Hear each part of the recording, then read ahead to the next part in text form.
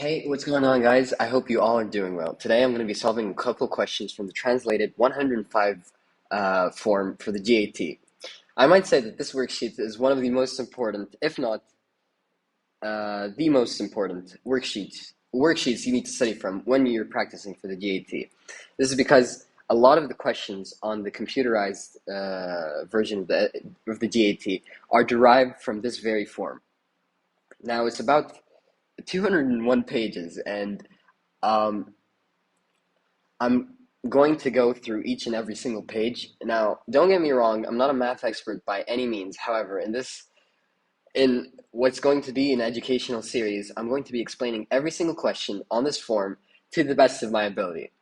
Okay? Why am I doing this, you might ask? Well, it's because of the lack of of English GAT content on YouTube. I'm basically your savior right now. I'll try my hardest to give in-depth explanations as to why and how we got the answers we got. Now, without further ado, let's get started. In this video, I'm just going to do around 5 questions because it's my first video and I'm not used to this at all.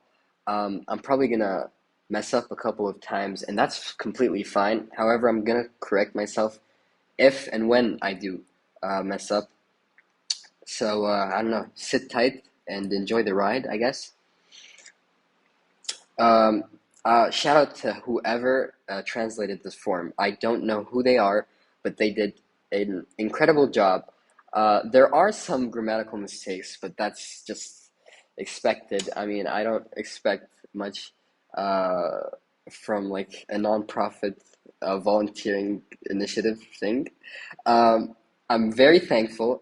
Uh, and this is such a useful resource that everyone just needs to uh, practice from, I guess. Did I mention I'm gonna do only 5 questions? I'm just making sure. All right, guys. Let's begin. Question 7.1. Now, this is asking 1 to the power of 100 plus 1 to the power of 0.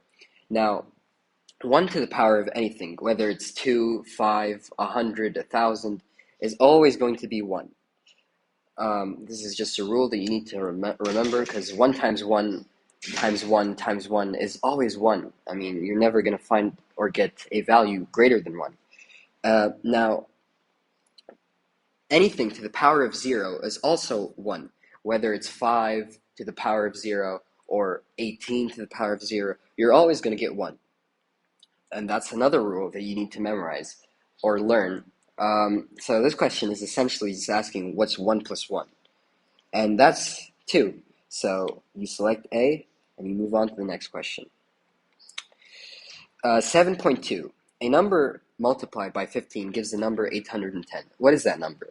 Algebraically speaking, this question is essentially asking 15 times x, a number, which is x, is equal to 810.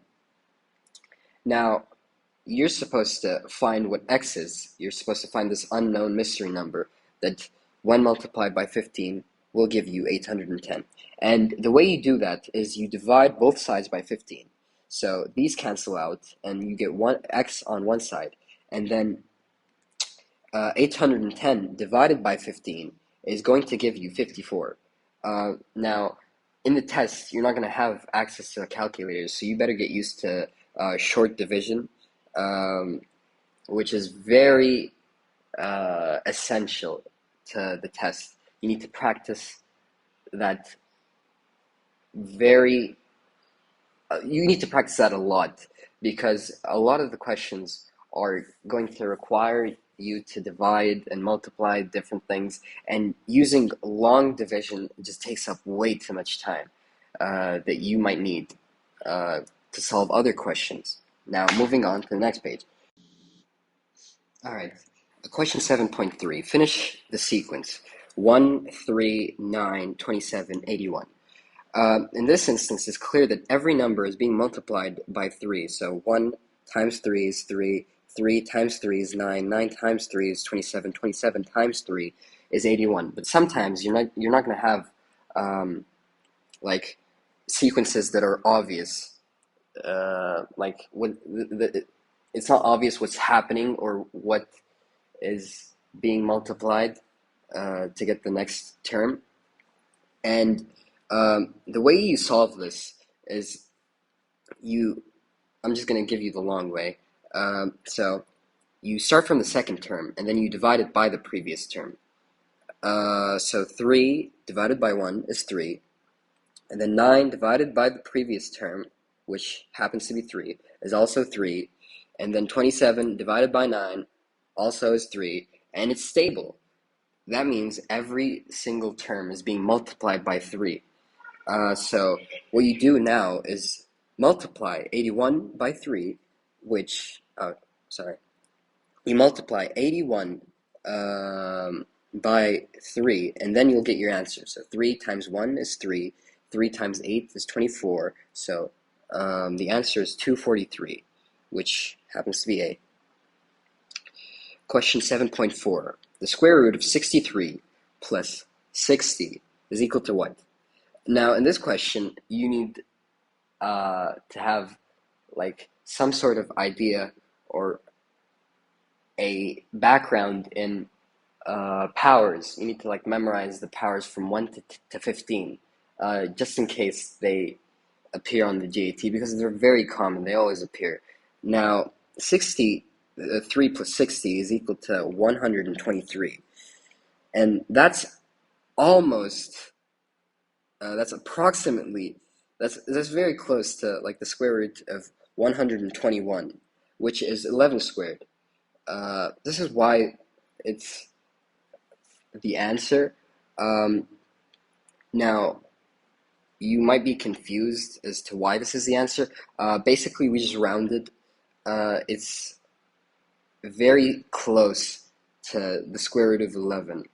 That's why we chose 11. I mean, the square root of 12 is 144, which is an overshot, to say the least. So this is why the answer is the square root of 121, which is 11. Question 7.5. The question gives you several things. X minus y is equal to 5, x times y is equal to 15, and they want x squared plus y squared. Now, in questions like these, everything that they give you is important and is related to the question in some sort of way. So if you're solving it and your solution does not happen to incorporate any of the things that they give you, you're probably going down like the wrong way or the wrong path. Well, in how they solve this question is solve this question by factoring. So, what is factoring? You might ask. Well, it's something that you're going to be getting used to over time as you study for the GAT. There are some like equations that can be factored and expanded in a certain way where you can use other things that they give you, for instance, like x and y, to solve the question, where otherwise you wouldn't be able to solve the question. So x minus y squared is the same as x squared minus 2xy plus y squared. This is just an expanded version of that. Sorry, it's just it's the opposite. This is an expanded version of this. Now, you probably can see that you have xy here, and you're probably thinking, oh, well, you're going to plug it here, and you'd be exactly right. So they tell you here that x minus y is equal to 5. So x minus y squared should be equal to 25, because 5 squared, and what you do to one side, you do to the other. So this is equal to 25, and we said that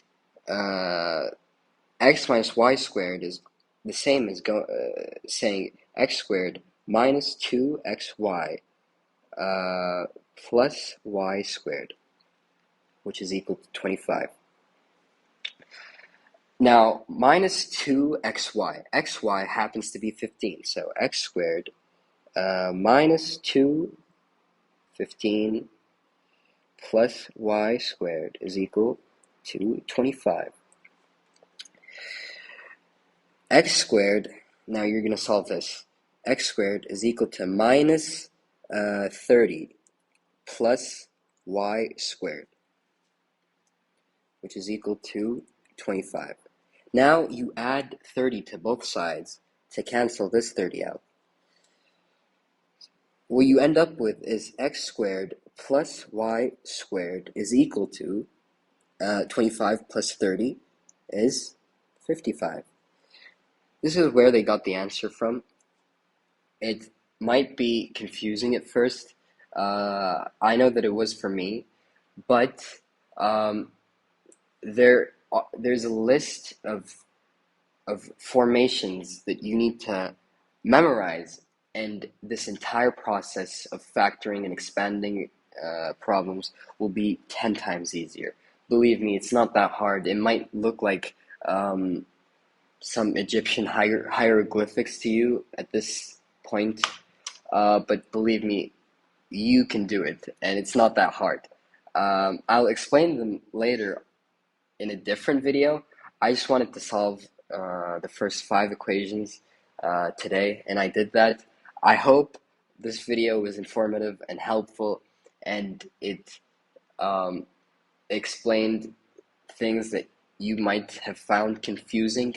By all means, if you found any part of this video confusing, please comment down below, and I'll try to respond to you as soon as possible. Well, yeah, that being said, that'll be all for today. As always, see you next time. Hopefully, I'll start uploading consistently very soon, but I have finals and a lot of things going on right now, so I cannot promise anything, guys. Just sit tight, and I'll just keep pumping out these videos. And, well, yeah, hope you enjoy, I guess. See you next time.